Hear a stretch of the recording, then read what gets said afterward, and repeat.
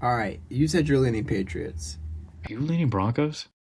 Can't, whoa, whoa, whoa. Let me get there. Yes, I'm leaning Broncos. I I okay, and it's something that I mentioned, and it's when we were talking about the Patriots earlier, and it is the fact that they weren't able to capitalize on the Texans turnovers. And yes, Texas defense elite, and I think they're going up against another elite defense in the not Patriots in the Broncos, and that's what makes me a bit hesitant because it's like, all right, you're going up against a defense that is a little bit less as aggressive, like literally a step below the Texans in terms of aggression and being able to capitalize on these moments. But they are still so good at these moments that it makes me like question that. Or not question. I think we will see a similar type of pressure that we saw Drake May under last game. And you mentioned it 100%. where it's like we are looking at the Broncos offense to do, and I mentioned Drake May played the way we needed to see him play, where he's taking care of the ball, not forcing things. And I think this really, as you mentioned, hinges on the rushing defense of the Patriots, really. Because and this is what stood out to me when I was looking at the numbers, is that the Patriots have the sixth best rushing defense in terms of like allowed rushing yards.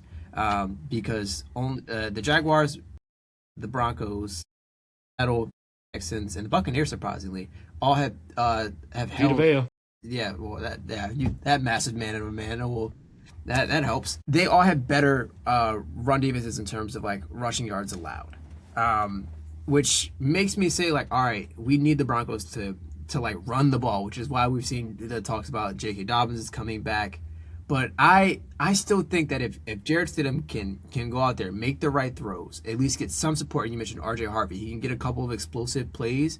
I think that this is a game the Broncos can win. Like, because I think it really comes down to main like winning the battle, especially at the line of scrimmage. And I think the Broncos offensive line, I think, will be able to hold up hell of a lot better than the Texans offensive line will. And I think like it's because of that. I think we'll see that the Patriots aren't going to be able to get the same level of pressure that we saw C.J. Stroud being pressured with. We aren't going to see, Jarrett Stidham be forced to. And if I'm wrong, if I'm wrong about this, but I don't think we're going to see him have to drop back every time, or hell, even have to drop back every time if they get the run game going. I think that for the Broncos, like yes, you're starting a second string quarterback who like and you have BDN reaching out and wishing his well That wishes. is Nick Foles for those who aren't aware. Say what do you think BDN? Why don't you let the people know? Because not everyone knows what BDN stands for. That would be Big Dick Nick, as in Nick Foles, the man who apparently has the largest hog in Eagles history. Well, you asked All me. all this to say, I think as crazy as it seems, I think that there's a lot more that needs to go right for the Patriots in this game than there is the Broncos. Because I think, and I don't want to sit there and say like you can throw any quarterback behind the Broncos offensive line, but I think if and it really hinges if, and I think this will be a difference maker, and it would prove that I'm a dumbass or I was a genius with this, is how well the run game is able to establish. Because Yeah, yes, like yeah, the Texans defense just shut it down.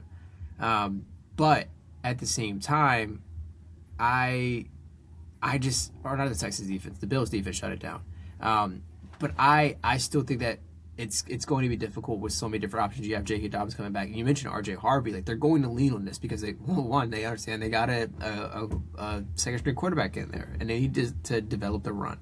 And I think Sean Payton, you mentioned, is smart enough to be able to coach a cohesive game plan for this.